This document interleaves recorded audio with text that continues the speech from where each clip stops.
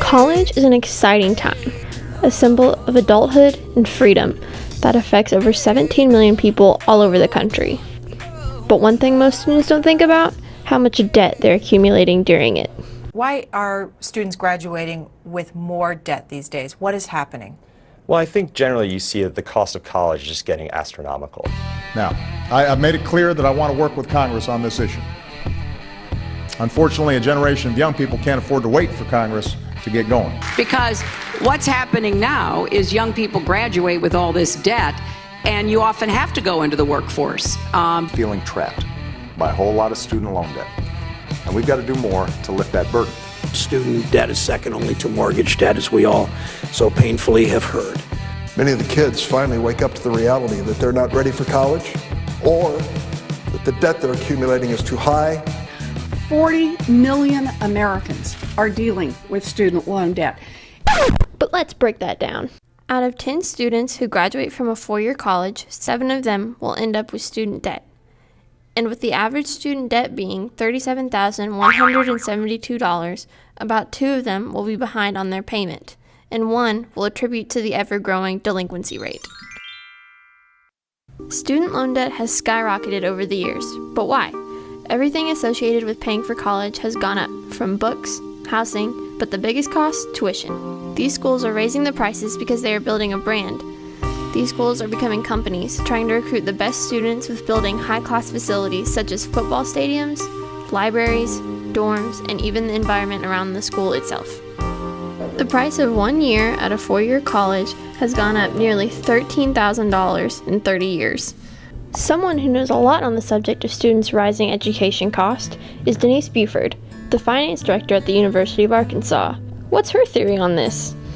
So the demands are so different on residence halls, even a union, a classroom. Schools are trying to catch up to help out with the technology and so forth. But by doing this, schools must face the aftermath that, in 10 years, student loan debt has gone up from $250 billion to almost reaching $1 trillion. Because of this, the American dream is starting to change.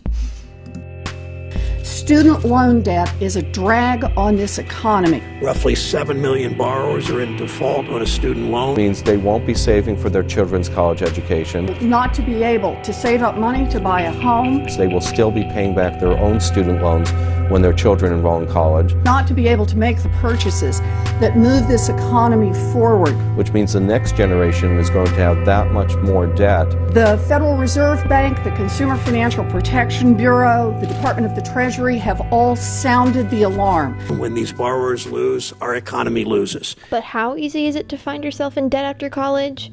The answer is ridiculously easy.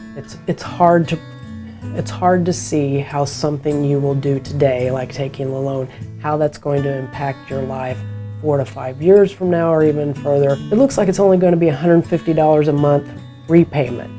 Well, that's not bad, but add that to a house, to a car. When you borrow or when you buy something, the consumer needs to know what they're getting themselves into. Well, first let me say this about student debt. I want to be able to refinance everybody's student debt so that you will save thousands of dollars and the amount you have to pay back will be manageable for you. One of the most famous people attempting to find a solution to this ever-growing problem is Hillary Clinton.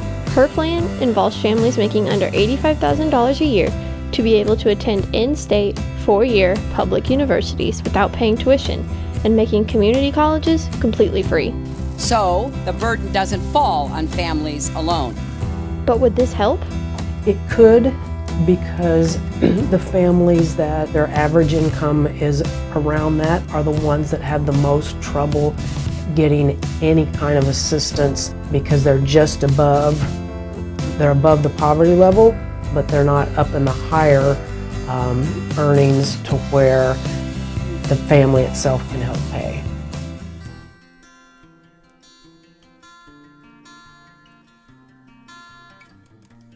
The current student debt stands at over $1.4 trillion and is growing by $2,700 every second. And one thing is for sure, our economy and our college graduates can't have this continue for much longer. They can be a good thing. They can be a great thing. It can get you in trouble really quickly. So Washington, the ball's now in your court.